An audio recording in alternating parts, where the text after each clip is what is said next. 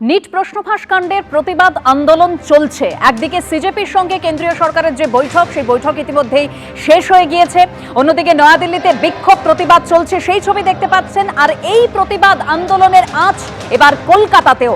মিছিল, বামপন্থী সংগঠনের যে ছাত্র সংগঠন রয়েছে তাদের মিছিল।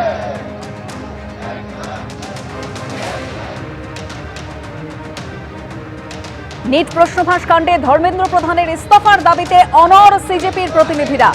একদিকে কেন্দ্রের সঙ্গে বৈঠক, আরেকদিকে দেশ জুড়ে আন্দোলন অব্যাহত।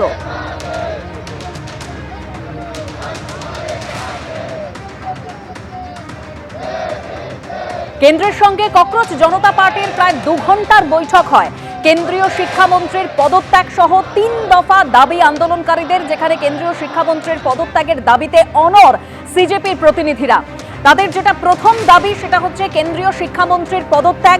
দ্বিতীয় দাবি, আত্মঘাতী পড়ুয়াদের যে পরিবার তাদের 1 কোটি টাকা করে ক্ষতিপূরণ দিতে হবে। তৃতীয় দাবি, সিজেপির আন্দোলনকারীদের বিরুদ্ধে সব এফআইআর প্রত্যাহার করে নিতে হবে। দ্বিতীয় ও তৃতীয় দাবির ক্ষেত্রে ইতিবাচক কেন্দ্র, এরকমই সিজেপির তরফে দাবি করা হয়েছে। তবে শিক্ষামন্ত্রীর ইস্তফার বিষয়ে কেন্দ্র সময় চেয়েছে, দাবি সিজেপির। কাল ফের বৈঠক হওয়ার কথা রয়েছে। এই আজকের যে বৈঠক, সেই বৈঠক শেষে জানালো সিজেপির প্রতিনিধিরা। জেপি নাড্ডা, জিতেন্দ্র সিং এর সঙ্গে সিজেপির আজকে 2 ঘন্টার বৈঠক হয়। একদিকে এই বৈঠক চলছিল যখন, অন্যদিকে কিন্তু দেশ জুড়ে এই আন্দোলন সেটা অব্যাহত। দিল্লি থেকে কলকাতা প্রশ্নফাঁসের প্রতিবাদে আন্দোলন অব্যাহত।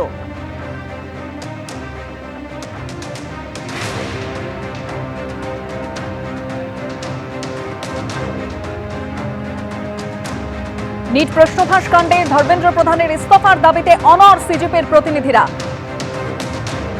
আন্দোলন অব্যাহত, সেই ছবি একদিকে আপনারা দেখতে পাচ্ছেন। নয়াদিল্লিতে যে বিক্ষোভ চলছে, আজকের যে বৈঠক, সেই বৈঠক ইতিমধ্যেই শেষ হয়ে গিয়েছে, অর্থাৎ কেন্দ্রীয় সরকারের সঙ্গে সিজেপির প্রতিনিধিদের বৈঠক। অন্যদিকে এই আন্দোলনের আঁচে মিছিল কলকাতাতেও।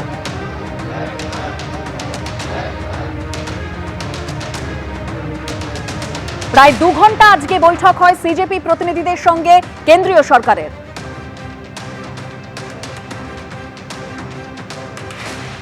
অন্যদিকে যে বিক্ষোভের ছবি, সেই ছবি আপনারা দেখতে পাচ্ছেন। অর্থাৎ একদিকে বিক্ষোভ, আন্দোলন, এই প্রতিবাদ কর্মসূচি চলছে, তারই মধ্যে আজকে বৈঠক হয় কেন্দ্রীয় সরকারের সঙ্গে সিজেপি প্রতিনিধিদের। অন্যদিকে এই প্রতিবাদের আঁচ কলকাতাতেও, সেই ছবি সরাসরি রেখেছি আপনাদের সামনে। মিছিল বামপন্থী ছাত্র সংগঠনের।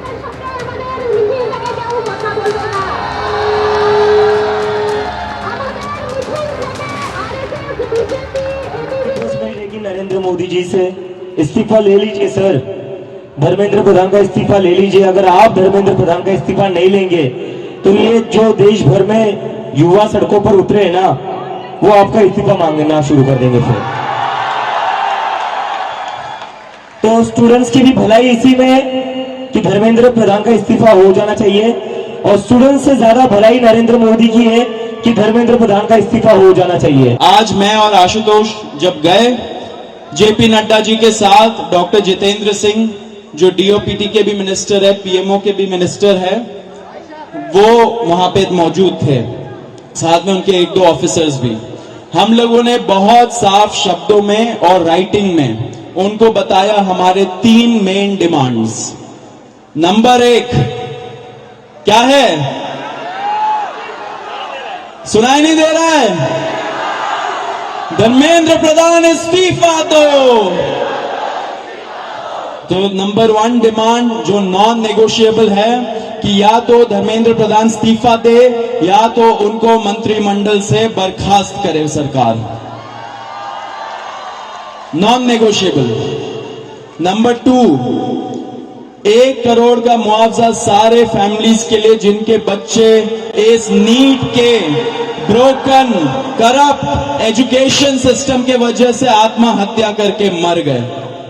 1 करोड़ का मुआवजा।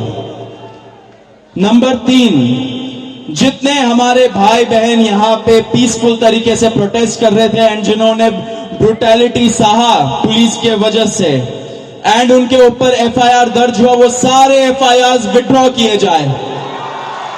किसी के ऊपर एफआईआर नहीं होना चाहिए, अगर हुआ है तो वो सारे FIRs विड्रॉ हो एंड सरकार एक सॉवरेन गारंटी दे हमें लिखित में कि फ्यूचर में भी किसी को टारगेट नहीं किया जाएगा।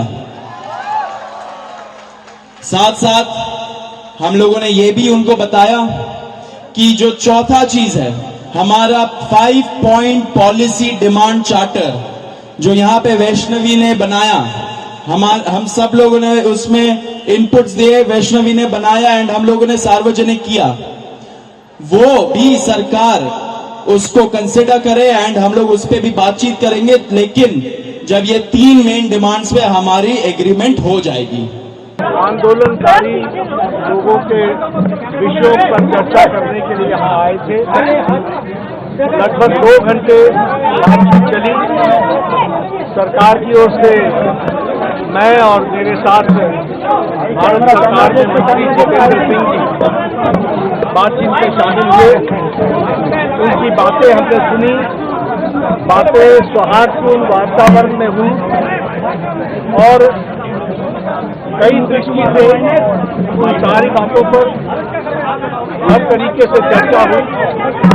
उनकी मुख्यतः 3 डिमांड थी और 5 सुधार की दृष्टि से परीक्षा के सुझाव नहीं। हमने उनको कहा कि हम कल आपके साथ दोपहर बाद मिलेंगे और फिर हम आपसे जो चर्चा आगे होगी वो आपको बताएंगे। একদিকে সিজেপির সঙ্গে কেন্দ্রীয় সরকারের সেই বৈঠক শেষ হয়ে গিয়েছে, যেখানে সিজেপির দাবি যে 3 দাবির মধ্যে 2 দাবির ক্ষেত্রে ইতিবাচক কেন্দ্র, আগামীকাল ফের বৈঠক হওয়ার কথা রয়েছে। অন্যদিকে প্রবল চাপের মুখে প্রশ্নফাঁস রুখতে এবার কড়া আইন আনতে চলেছে কেন্দ্র। প্রধানমন্ত্রীর নেতৃত্বে নতুন বিলে কেন্দ্রীয় মন্ত্রিসভার অনুমোদন। প্রশ্নফাঁসকে সংগঠিত অপরাধ হিসেবে চিহ্নিত করে এই নতুন বিল। 10 বছরের জেল সঙ্গে 10 কোটি টাকা জরিমানার সংস্থান রয়েছে এই বিলে। ফার্স্ট ট্র্যাক কোর্টে 3 মাসের মধ্যে শেষ করতে হবে শুনানি। প্রশ্নফাঁসের বিরুদ্ধে কড়া বিল, আগামী সপ্তাহেই এই বিল পেশের সম্ভাবনা।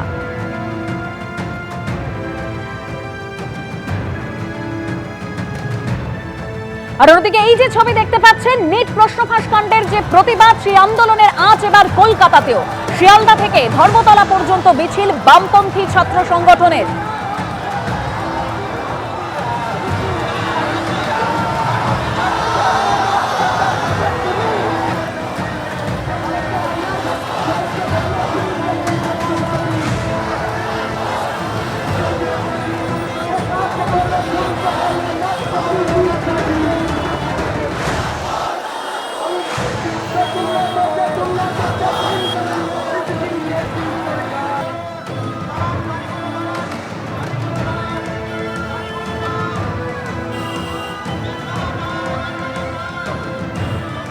ধর্মেন্দ্র প্রধানের পদত্যাগ তো করতেই হবে, তার সাথে নরেন্দ্র মোদীও as a prime minister accountability নিক।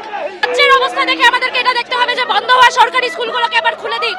আর সেন্ট্রালি যদি দেখতে চাই, এই সমস্ত কম্পিটিটিভ এক্সামগুলো এনটিএ হ্যান্ডেল করছে, এনটিএ কে স্ট্র্যাপ করতে হবে। বিজেপির যে ইকো চেম্বারে প্রতিদিন দুর্নীতি প্রডিউস করে, ওরা প্রতিদিন চুরি প্রডিউস করে, ওটা গোটা প্রডিউসমেন্ট সিস্টেমটার বিরোধিতা করছে, আমরা তার বয়কট করছি। होगा होगा अच्छा तरीके होगा। नहीं आप छोड़ दीजिए ना मेरे ऊपर। Only 10 weeks anti national force को बंगाल का धरती से उखाड़ फेंकने का काम चीफ मिनिस्टर शुभेंदु अधिकारी करेगा। 26 जनवरी हो, 15 अगस्त हो, सब त्योहार सब इंस्टीट्यूशन में मनाना चाहिए।